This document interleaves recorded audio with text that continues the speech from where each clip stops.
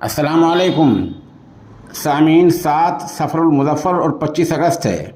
ख़बर का उन्वान है नमाज से कोई ख़तरा नहीं है, नमाज पढ़ने से कोई ख़तरा नहीं है।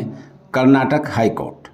दरअसल आज के रोज़नामा इनकलाब में इनकलाब के मुदीर आला सहाफ़ी एम वदूद साजिद साहब का मज़मून छपा है सफ़े अव्वल पर, जिसका उन्वान है नवाए इमरोज़। सहाफ़ी मौसूफ़ ने एक तफसीली मज़मून इस फैसले के हवाले से लिखा है। हम उसकी तलख़ीस यानी ज़रूरी बातें बता देते हैं। बेंगलोर के इलाके में HBR कंपाउंड में कुछ लोगों ने एक पुरानी इमारत को गिराकर वहाँ गरीब बच्चों के लिए मदरसा, स्कूल और नमाज़ पढ़ने के लिए बड़ा हाल बनाया था। इलाके के लोगों ने कर्नाटक हाई कोर्ट में रिट डाली और कहा कि नमाज से ख़तरा पैदा होता है, ख़तरा लायक हो जाता है नमाज़ पढ़ने से। ऐसी रिट डाली। ज़ाहिर सी बात है अदालत को नोटिस जारी करना ही था। हाई कोर्ट ने अहले इस्लाम को भी नोटिस जारी किया और मुतल्लिक़ा फ़रीक़ को नोटिस जारी किया और मुसलमानों से बुलाकर पूछा कि क्या है।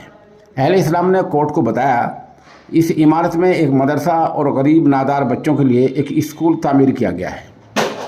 साथ साथ कहा कि चूँकि नमाज़ पढ़ने के लिए आसपास में कोई मस्जिद नहीं है और नमाज़ियों की तादाद बढ़ रही है, इसलिए हाल को मस्जिद के तौर पर भी इस्तेमाल करना उनकी मजबूरी है।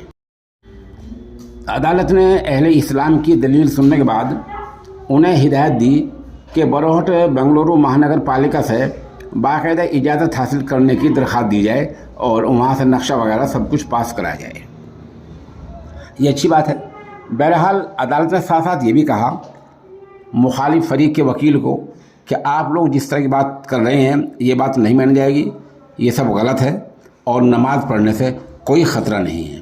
सहाफ़ी मौसूफ़ ने इस बारे में काफ़ी तफसीलात लिखी हैं और काफ़ी दलाइल उनके नकल किए हैं, जिनका खुलासा यही है कि अदालत यानी हाई कोर्ट ने बहुत साफ तरीके से ये कहा कि नमाज़ पढ़ने से कोई ख़तरा नहीं है। तफसील मज़मून लिखने के बाद सहाफ़ी मौसूफ़ ने आखिर में लिखा है, हम कर्नाटक हाई कोर्ट को 100 बार सलाम करते हैं, लेकिन इसके साथ ही अहले इस्लाम से एक गुजारिश है कि मदरसा, स्कूल और मस्जिद बनाने के लिए अपने इलाके के मुतल्लिक़ दफ्तर से, अफसरों से, हुक्काम से ज़ाब्ते के मुताबिक, कानून के मुताबिक इजाज़त हासिल करें और बाकायदा नक्शा बनवाएं।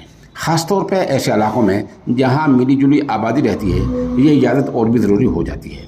बहरहाल कर्नाटक हाई कोर्ट का फ़ैसला तारीख़ी है और सहाफ़ी मौसूफ़ ने जिस तरह उसको मिनवान नकल किया है वो मुबारकबाद के मुस्तहिक़ है।